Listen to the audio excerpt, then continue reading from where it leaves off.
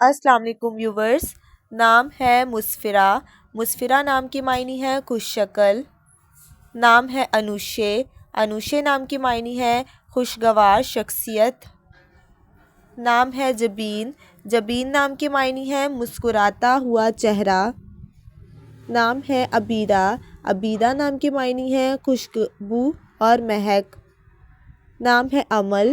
अमल नाम की मायनी है उम्मीद और खुशी। नाम है अलीहा। अलीहा नाम की मायनी है खूबसूरत फूल। नाम है ज़रवा।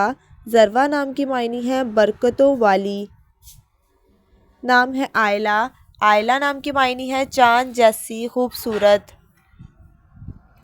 नाम है ज़रिश। ज़रिश नाम की मायनी है दौलतमंद और मालदार। नाम है अलमास। अलमास नाम की मायनी है चमकदार हीरा। नाम है इज़ा। इज़ा नाम की मायनी है इज़्ज़त पाने वाली। नाम है अरमीन। अरमीन नाम की मायनी है मजबूत और ताकतवर। नाम है इसाल। इसाल नाम की मायनी है जन्नत का फूल। नाम है मारिया।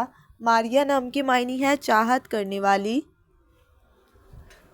नाम है लामिया। लामिया नाम की मायनी है खूबसूरत जुल्फ़ों वाली।